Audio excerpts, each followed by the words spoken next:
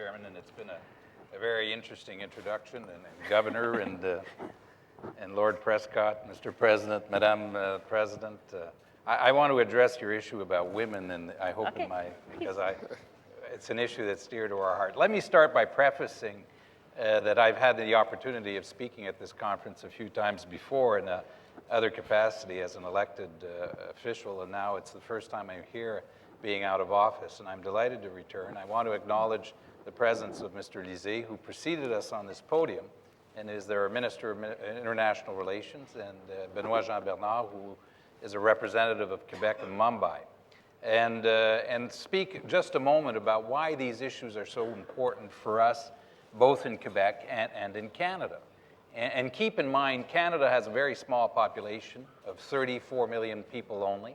In fact, I often remark when I'm here that the population of Canada is within the margin of error of the population of India, to give you an idea of the scope. Only 5 million. And yet we have a huge landmass. We're very fortunate in that regard. And this issue, all the issues, especially in regards to climate change, are extremely important for us because we are experiencing the impacts of climate change more rapidly, I would venture to say, than average countries in the world, which is true for Finland also. I mean, just look at the north, the opening of the north. I'll give you one example that's a fascinating one.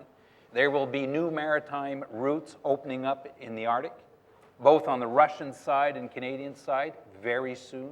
It will have a dramatic impact on the economy of the world and on trade. This is a new trade route. And all of this is happening because of climate change. And anyone who is a doubter should spend a little time looking at what's happening in the Arctic and to witness how real this issue is for us. Now, I've had the fortunate experience of being in Rio in '92. I was Canada's Minister of the Environment at the time and led our delegation, and then saw Rio plus 20 also. And let me speak a moment about what I saw in one case and in the other that distinguishes why the outcome is so different. Going into Rio in '92, you'll remember that we did it on the thrust of the Brundtland Report, Our Common Future. And to put it very briefly, there was a lot of positive momentum going into Rio in '92, politically. For most governments in the world, I'd venture to say that the issue of the environment was on the positive side of the political ledger. Something that you wanted to be involved with, that you wanted to speak to, that you wanted to act upon.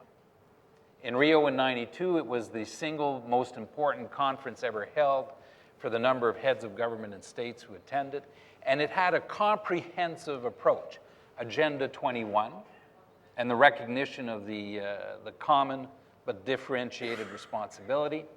The three conventions, the one on climate change leading to Kyoto, the one on biodiversity, the one on desertification, three major conventions.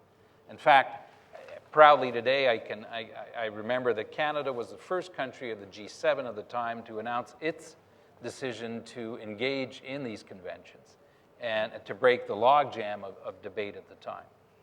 And so the Rio experience was very different. Of course, it was 20 years after Stockholm, but very different from what we saw afterwards.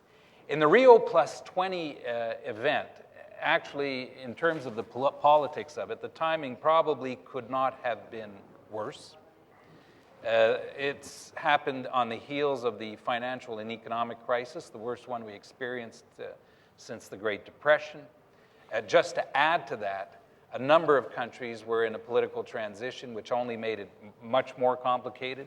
The United States, Russia, France, China, all members of the Security Council, all in a political transition at that time. Add to that Mexico, and the timing of Rio Plus 20 could not have been, in some regards, worse.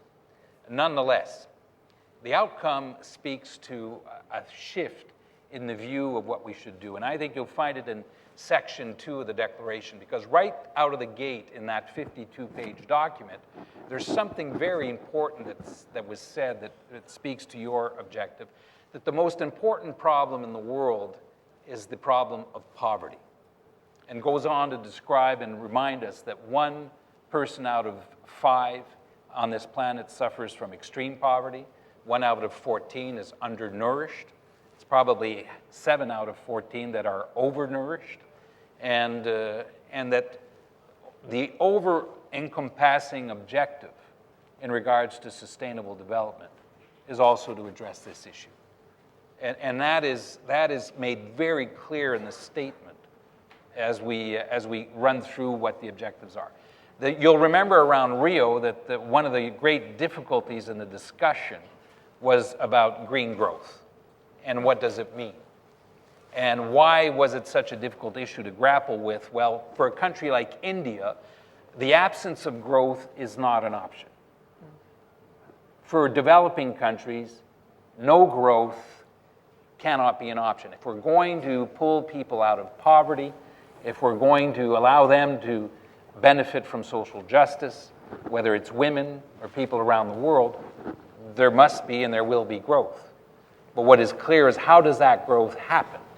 And green growth was probably the most difficult issue that was debated on its significance and the conditions of green growth and what it means in Rio. The other one was the institutional framework, which frankly not a lot of lay people care about. It led to the reinforcement of UNEP finally, and the Economic and Social Commission being reinforced and another form being created. There is one thing that happened, though, in the 20 years that was very dear to my heart and to the heart of our governments. And that's the role of local, regional, subnational, federated states. The Rio Declaration speaks of an uneven outcome in the 20-year period between 92 and 2002. And it is uneven. But let's look at what happened that was positive and worked. And what actually happened in the last 20 years was the real leadership of regional governments, of cities, of states, and provinces who did the heavy lifting in that period. There is where things actually changed. And in Canada, that was certainly the story. Canada is one of the most decentralized federations in the world. And in fact, when the UN looked at who does what, they came to the same conclusion that we experienced on a daily basis. 80% of what has been discussed, planned, envisaged in international agreements comes within the jurisdiction of subnational, federated states or local governments. So national governments rightfully discuss these issues, but at the end of the day, who does the work? Who carries the load? Who makes the decision? And where has the action been in the last 20 years? Well, it has been there. To the point where a study published recently by an organization called GLOBE, which regroups a number of parliamentarians around the world, there was a story about it in The Economist, reports that between 2000 and 2010, the number of laws enacted in the area of the environment actually doubled in that period of time, and most of the activity was at the subnational level. Now in 2000, most of the laws enacted around the world, they looked at 33 countries, were within developed countries. 2012, the majority of that activity was within developing countries. And so the good news story from Rio 92 to Rio 2012 has been that. Let me give you a specific example in North America. If there are new car emissions in North America, it's because of the activism of the state of California in the United States and the province of Quebec, of the government I was part of. We are the two governments who push this issue, and now, today, there are new car emission standards in North America because of that activism. In North America, there's only two places where we're implementing cap and trade: California and the province of Quebec.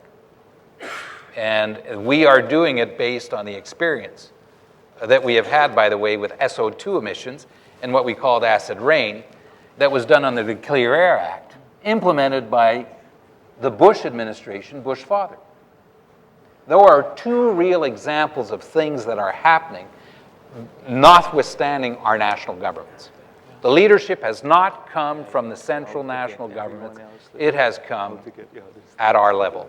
And Governor Charest, I venture to say the same is true under your leadership in the state of Florida and elsewhere. And so, as we look ahead, that is something we want to pursue. In the document that was published in Rio, for the first time, there is explicit recognition of the role of federated subnational regional governments. And it's in the text everywhere as you go along. And there's a good reason for that, because those who have been in these forums now recognize that we need to activate that leadership, we need to reward it politically, so to speak, and it adds pressure on national governments to do the right thing, because in certain cases they are being embarrassed into acting by other levels of government who are assuming the leadership they should be assuming in certain instances.